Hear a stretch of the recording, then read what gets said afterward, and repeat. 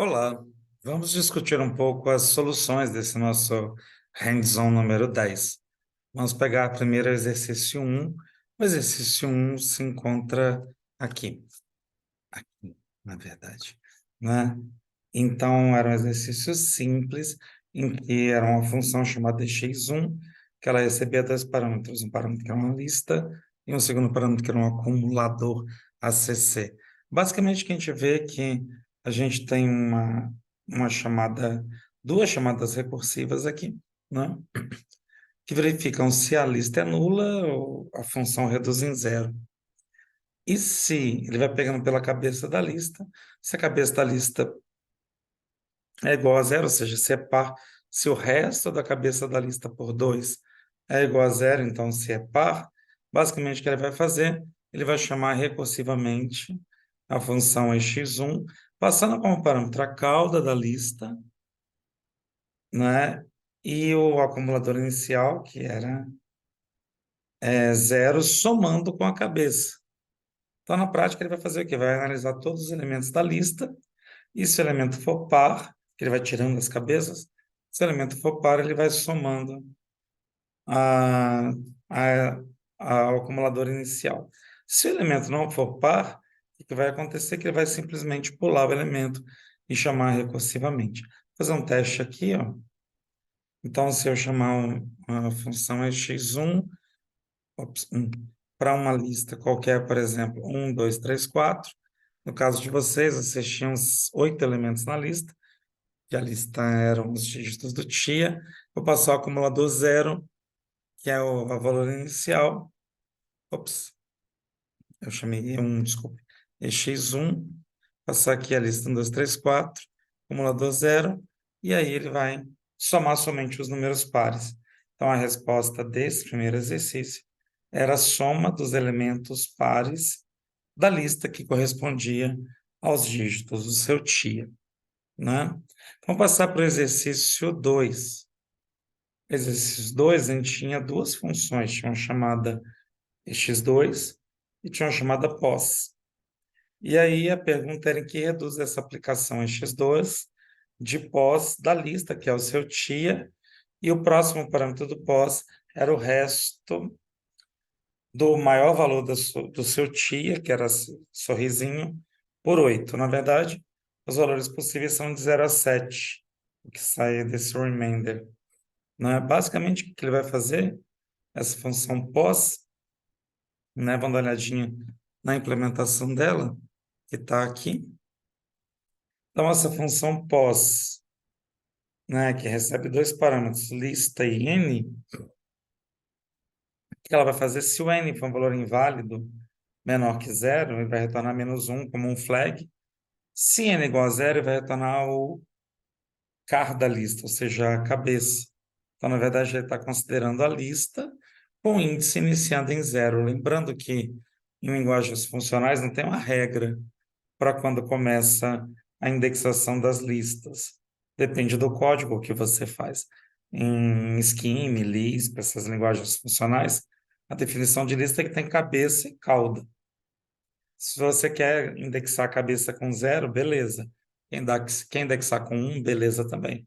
Quem indexar, sei lá, com 200, pode também. Não, mas aqui no caso, então, esse código POS está identificando n igual a zero, posição zero com a cabeça. Se a posição que é pretendida por essa função POS não é a cabeça, o que ele vai fazer? Vai chamar recursivamente a função POS, passando a cauda da lista e o n-1, ou seja, eu quero o elemento índice 1 da lista, que começaria com zero. 1 não é zero, não é a cabeça. Logo, então, o que eu quero vai ser o elemento índice zero da cauda, que eu vou fazer n-1. Mostrar aqui um exemplo no código. Então, por exemplo, deixa ele só carregar novamente.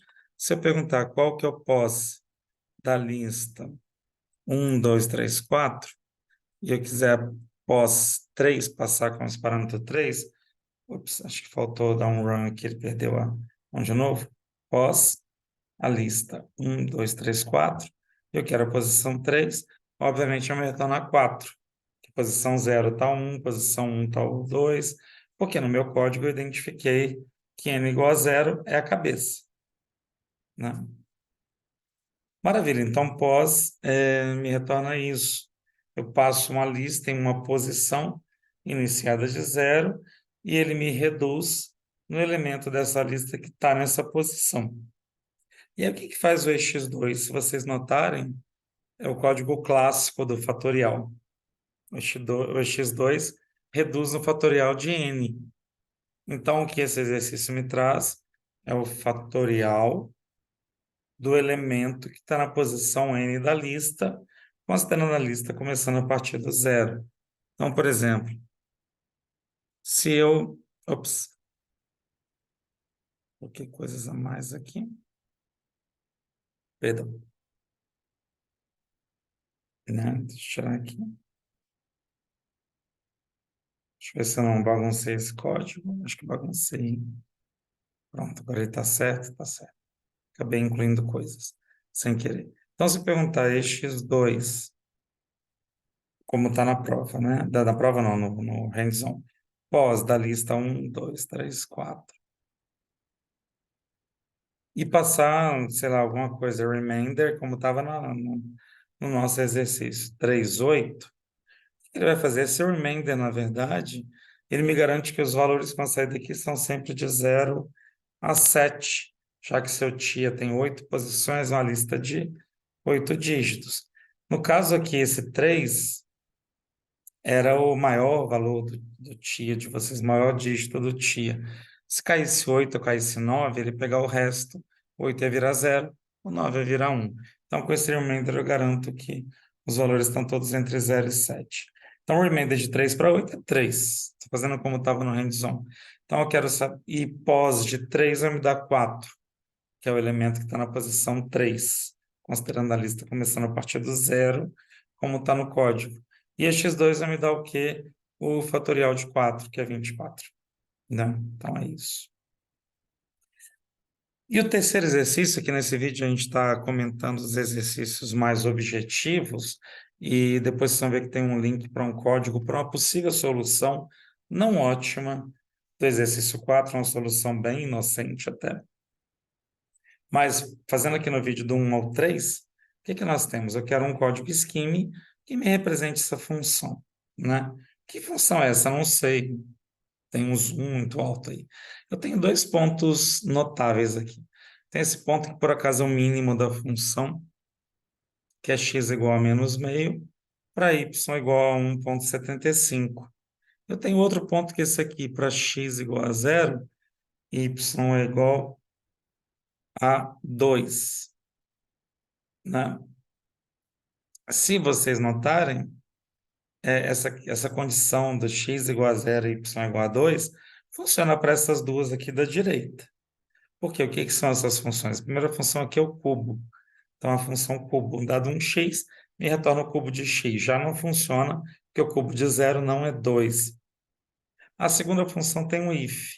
Se x é igual a menos meio, y é igual a, ou o que a função reduz é 1,75. Perfeito para esse ponto. Mas para esse outro ponto não, porque qualquer outro valor aqui reduz em zero. E para x igual a zero, a função reduz em 2.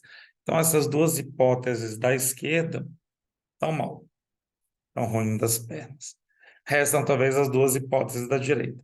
Vamos ver as hipóteses da direita para esse ponto aqui. X igual a zero, a função reduz em 2. Isso funciona tanto para essa opção, a primeira da direita, quanto a segunda da direita. O que que é a primeira? É a função x ao quadrado mais x mais 2. Lembrando que essa função mais aqui em scheme, ela funciona com o esquema de Curry. Ela pode receber um número bem grande de parâmetros até um certo limite. Eu não preciso fazer mais do mais. Eu posso colocar simplesmente chamar a função mais e esperar que venham vários parâmetros. Então aqui eu estou somando o resultado de x vezes x com x e com 2.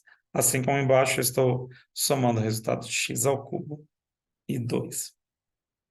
Pensando só nesse ponto, x igual a zero e a função reduz em 2, caberia nas duas definições. Para x igual a zero, essa primeira definição, que é x ao quadrado mais x mais 2 dá zero ao quadrado, mais 0 mais 2, que dá 2, perfeito. Embaixo também, que é x ao cubo, que dá zero. Mais 2 dá 2, perfeito. Mas se a gente olhar esse ponto aqui, menos meio e 1,75, se você fizer algumas contas rápidas, você vai ver que a última opção, que é menos meio ao cubo mais 2, não dá 1,75, né? E, por outro lado, essa outra função aqui dá exatamente esse valor. Então, simplesmente analisando esses dois pontos, a gente consegue identificar que essa primeira opção à direita, que é x ao quadrado, mais x mais 2, que é responsável por esse gráfico, certo? Claro que dá para identificar outras coisas, se você estiver um pouco mais atento aí à matemática, por exemplo, o x ao cubo sempre pode retornar valores negativos, né? Então, se eu multiplico três valores negativos, vai me dar um valor negativo, né? Então, o que acontece é que essa função dificilmente vai ter um mínimo, já que para os valores negativos eu vou ter sempre valores negativos. Então, e o que acontece é que o comportamento dessa curva vai ser outro. Mas nesse exercício, nós esperava que você fizesse uma análise analítica, pensando, né, na questão matemática da coisa. Bastava que você pegasse esses dois pontos aqui, que são dois pontos notáveis. Um é esse ponto que é o mínimo dessa função. O outro que é esse ponto que é justamente quando a curva toca o eixo das ordenadas, né? E aí jogar os valores de x nas funções, menos meio, que nesse primeiro ponto é menos meio, outro ponto é zero, e ver o que que dá. Beleza? Então é essa primeira da direita, é de cima da direita. E por fim, tem o exercício 4. O exercício 4, na verdade, é o que vai estar aí disponível para vocês, é a implementação muito, digamos, inocente. Se vocês procurarem por números perfeitos na internet, por exemplo, na Wikipedia, vocês vão retornar que vocês vão verificar que esses números são muito esparsos. Existem pouquíssimos números perfeitos. Se vocês rodarem o código que eu deixei aí para vocês, vocês vão ver que ele vai conseguir achar o quarto número perfeito, que é 8.000 e pouco. Talvez o quinto, que é 20 e tantos mil, não é?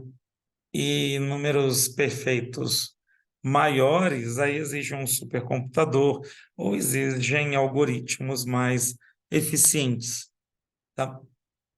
Uma das ineficiências desse algoritmo que está disponível para vocês é justamente ele, dado um certo número, verificar todos os números antes dele.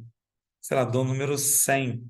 Eu não preciso verificar se 100 é divisível por todos esses números. Eu posso verificar só de 1 até metade de 100, né, até 50. Porque eu sei que eu estou trabalhando com números inteiros e 100 pode ser divisível por 1 e por 2, e vai dar 50. E todos os números entre 50 e 100, eu sei que 100 não será divisível por eles, que vai retornar qualquer valor menor do que 2. Então, eu posso fazer várias otimizações desse código. Para quem lembra lá do ensino fundamental, ensino médio, é um pouco o princípio do crivo de Erastótenes, que a gente usa para achar primos. Mas, para não complicar muito o código, eu deixei uma implementação bastante inocente, bastante naive, né, que é o termo que a gente usa, mas que ela funciona, mas ela não traz números perfeitos além do quarto ou quinto. Além disso, requer muito poder de computação, mas é uma implementação bastante simples, né? Que basicamente vai somar todos, vai verificar esse número divisível por todos esses números. Quando for, soma. Quando não for, chama recursivamente para n-1 até chegar numa condição de parada.